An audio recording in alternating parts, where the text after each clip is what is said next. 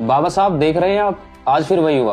कहीं मूंछ रखने पर दलित को मारा गया, कहीं घड़े से पानी पीने पर बच्चे की जान ले ली गई, तो कहीं दलित दूल्हे को घोड़ी चढ़ने पर पीटा गया। लोग कहते हैं हम चांद पर जा रहे हैं, लेकिन जमीन पर तो हम आज भी इंसान को इंसान नहीं समझ रहे।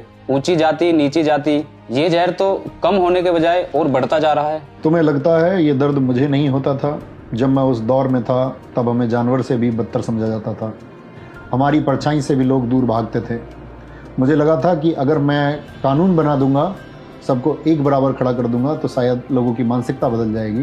लेकिन आज देख रहा हूँ कि मैंने कागज़ पर तो छुआछूत मिटा दिया, लेकिन लोगों के दिमाग से जाति का कचरा अभी तक नहीं निकला है। पर बाबा साहब, लोग तो ये भी कहते हैं कि ये सब आपने सिर्फ अपनी जाति के लिए किया। उन्हें ये समझ ही नहीं आता कि आपने कितनी मुश्किलों से ये सब तैयार किया। उन्हें क्या पता संघर्ष और ज्ञान क्या होता है बेटे। लोगों को लगता है कि मैंने सिर्फ आरक्षण की बात की।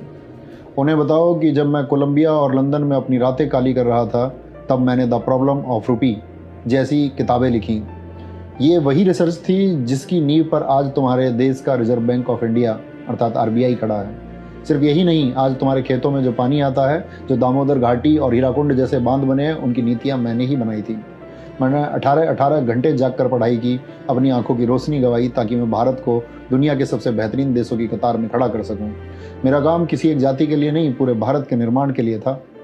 तुम्हारे लिए आराम करने की परिभाषा होगी 1 घंटे रील्स स्क्रॉल कर लूँ, कुछ घंटे चैटिंग कर लूँ। जानते हो मेरे लिए आराम का मतलब क्या था? एक और नई किताब पढ़ लूँ, अपने ज्ञान के दायरे को और बढ़ा लूँ। पर आज उसी संविधान को कुछ लोग बदलने की बात करते हैं। उन्हें लगता है कि संविधान हटेगा तो देश मजबूत होगा। मूर्ख हैं वो लोग। वो ऐसा इसलिए कह पाते हैं क्योंकि तुम खामोश हो। संविधान कोई कागज का टुकड़ा नहीं है। संविधान वो लक्ष्मण रेखा है जो तानाशाही को तुम्हारे घर में घुसने से रोकती है। जाकर उन अंधभक्तों और विरोधियों से कहो कि यह संविधान सिर्फ दलित या पिछड़ों की ढाल नहीं है। जिस दिन यह किताब हटी, उस दिन कोई नियम नहीं बचेगा। फिर जिसकी लाठी उसकी भैंस होगी। आज जो गरीब, सवर्ण या मध्यम वर्ग का आदमी पुलिस की आंखों में आंखें डालकर बात करता है, वो इसी संविधान की वजह से है। यह रूल ऑफ लॉ है। अगर संविधान गया तो तुम सब, चाहे ब्राह्मण, शूद्र या दलित हो, सब गुलाम बनोगे।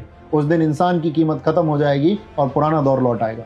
और याद रखना, मैंने तुम्हें वोट की ताकत इसलिए दी थी ताकि रानी के पेट से राजा पैदा होने की परंपरा को लात मार सको।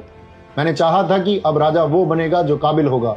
लेकिन अगर तुम गुलाम बनने को तैयार हो तो गलती मेरी नहीं है, तुम्हारी है। बाबा साहेब, हम शर्मिंदा हैं। हम आपके संघर्ष को भुला बैठे। हम जातियों में बंटकर एक दूसरे का गला काट रहे हैं, जबकि आपने हमें इंसान बनाने का सपना देखा था। हम विज्ञान छोड़ पाखंड में उलझ गए। शर्मिंदा मत हो बेटे, और अपना सिर मत झुकाओ।